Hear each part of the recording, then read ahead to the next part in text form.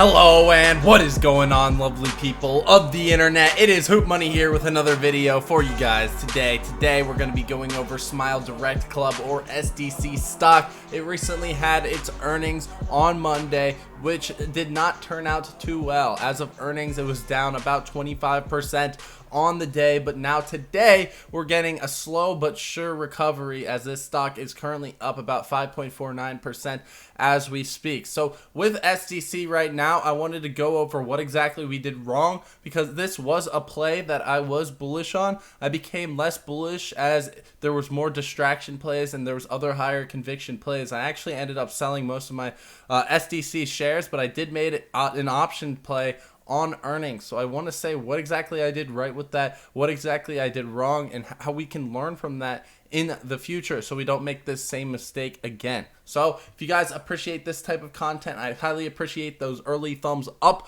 on the video. Subscribe for the channel for more content and hit that bell down below so you never miss a beat here on this channel. We go live at 9 a.m. 30 minutes before market open each and every single day on this channel, so definitely check that out. And also, if you guys want to hit that join button down below, you get access to the Nighthawk trade alerts, which we have been doing pretty decently well on. And with all that being said, let's just get right into the video. So as you guys can see right here, we have the SDC chart, and how beautiful does this look? Just look at this insane dip during earnings, and there was also a huge volume spike the day after earnings without much of a price movement. And I do believe that this was actually a lot of dark pool covering, and we can get into that in a minute, but we don't have any of the return shares data. I do expect there to be a lot more return shares as of tomorrow, 11/11. Make a wish. Anyways, but we are actually moving up here right now, and since we are down at like pretty much a low, I mean, we'll put up the weekly chart. There's a low of 360 right there. The question is, when exactly will shorts cover? Because a lot of shorts are still in the stock. And to be honest, they're still shorting the stock because there's tons of put options still being played here on SDC. And obviously, it's a bit oversold. So potentially, some shorts are covering. I do think a lot of shorts did cover in the dark pool right here. We'll get into that in a second. But perhaps there could be an extra push from shorts actually finally taking profits on SDC, since it really is at basically a low. I mean, we saw a high of about $16 a share over here in January, and it's just wild how much this stock is getting beaten up. And you can see right here on the daily chart, there's multiple gaps to fill back up to $5 per share right here. So right here is an example of a stock that has pretty much just been beaten up by Wall Street, and it's probably going to be driven as much as possible into the ground, because that's just how Wall Street rolls when they decide to short a stock. They don't really stop until the stock is completely bankrupt, because then they can just, they don't have to cover their short position. So they keep going with this type of play, and especially if they're not posting good earnings, they don't give a clear guidance, which is essentially what happens. They weren't able to say when exactly they should be a profitable company, which was a huge fallback in this stock and why it tanked so much. So without having that proper guidance, Wall Street will continue to short this stock into oblivion. So it's definitely, I mean, that is definitely a risk going forward. And there's not much I can do here with technical analysis other than saying it looks a bit oversold. The shorts might cover and pull it back up. But yeah, that's how I'm basically feeling with this. I think we could get a little bit of a push. And with the people that continue to short this stock, and trust me, they are continuing to short this stock, there's also a few features of the Ortex data and Fintel data that are also pretty alarming on SDC. So I wanted to go over that as well. If you guys wanted to check out this trading software, this is WeBull Desktop. You can check it out using the link below in the description or in the pinned comment section. They're also on your iPhones and Android phones.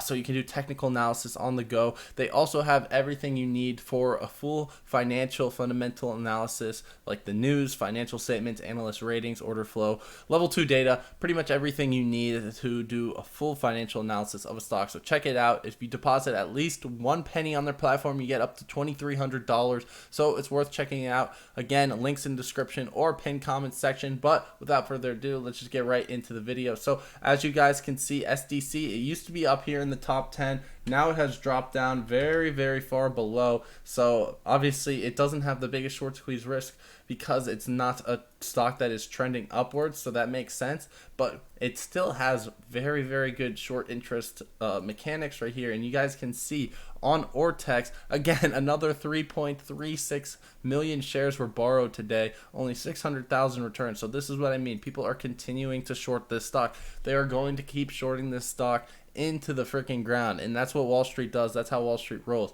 If you look at the cost to borrow, it is getting a lot more expensive now. So the current, as estimated by Ortex right here, says 14%, but on the daily change, it actually bumped up to 60%.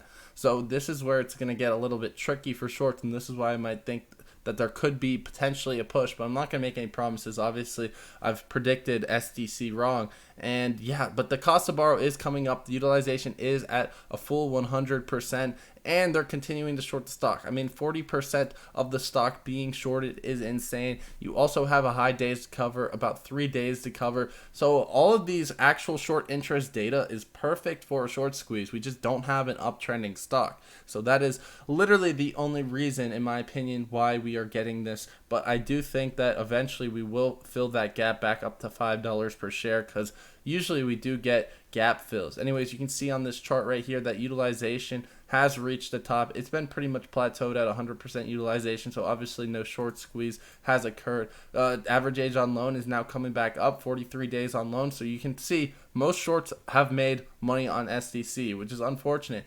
And I do believe that a big reason that this stock did start to trend downwards in the past few weeks is because of these other short squeeze plays that have a lot higher conviction in them.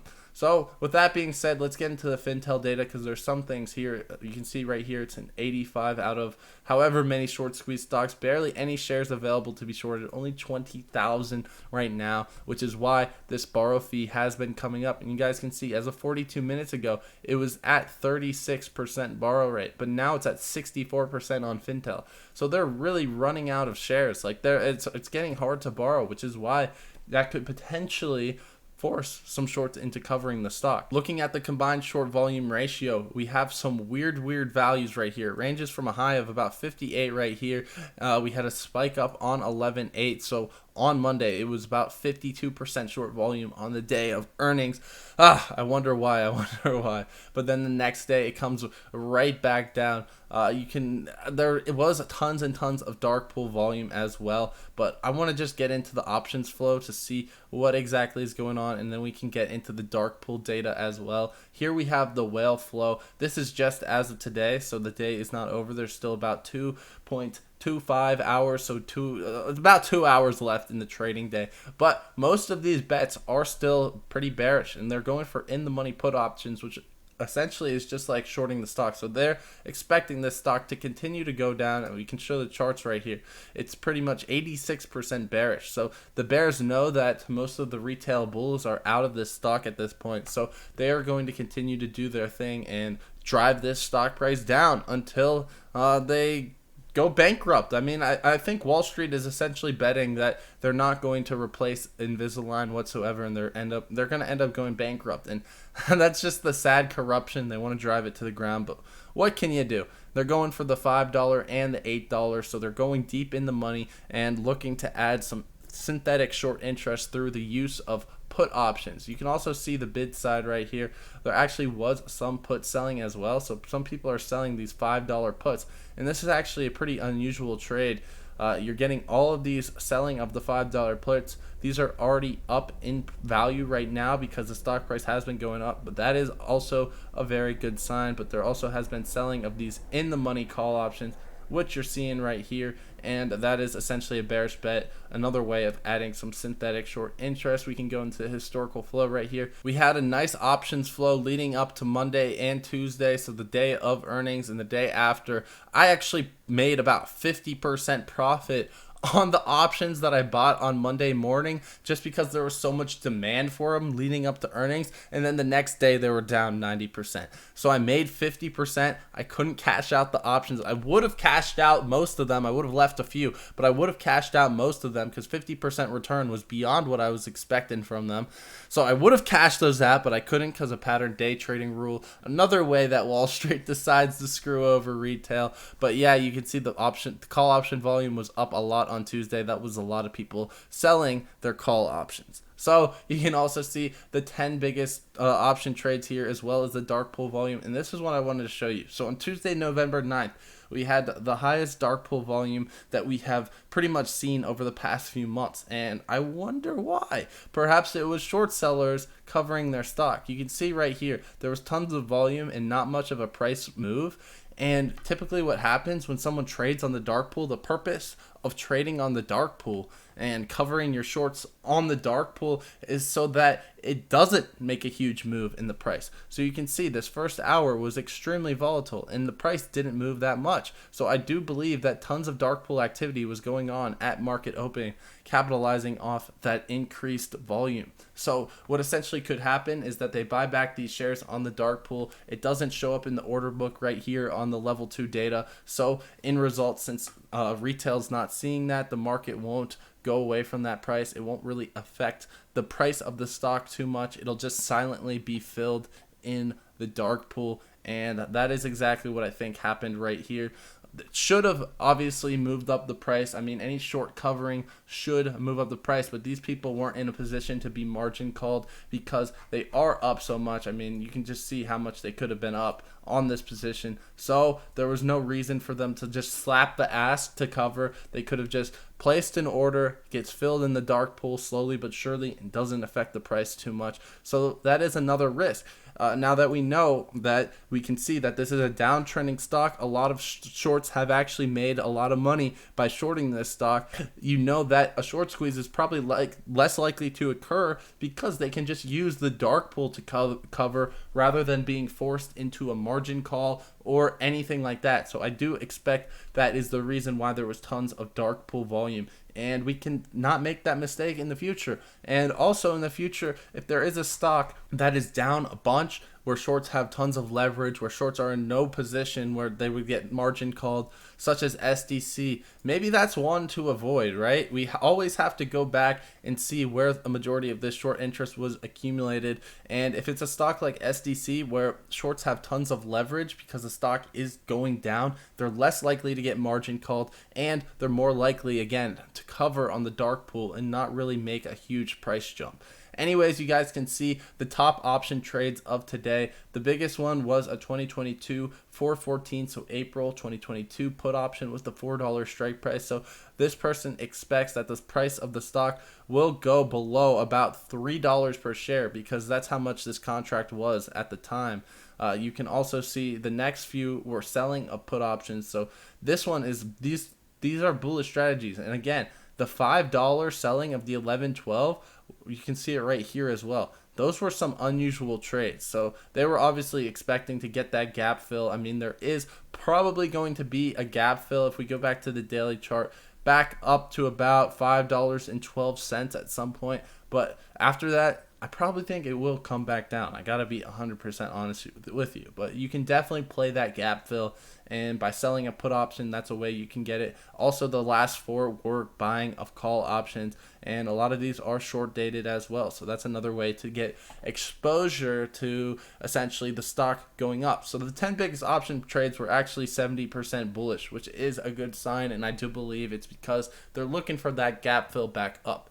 Anyways, guys, that's about it for the video. I hope you guys have enjoyed. As always, that's my rundown. That's my breakdown of SDC at this point. I know it was not the best call that I've ever made in the world, but I did warn people, at least with the options trade, that it was a gamble. It could go either up 200% or could go down to 0. So with that, you could have made your own decision on what to play. I wasn't promising you guys make money on it. For me, it was more of a gamble as well. Like I went into that trade knowing it was a gamble. It sucks that I couldn't sell my options because of pattern day trading. It would have protected me a little bit, but whatever. I mean, it's funny how pattern day trading is like a protection rule, but by having pattern day trading restrictions, it actually like hurts you. It's like, what? It's like, it's supposed to protect you, but in the end it always hurts you.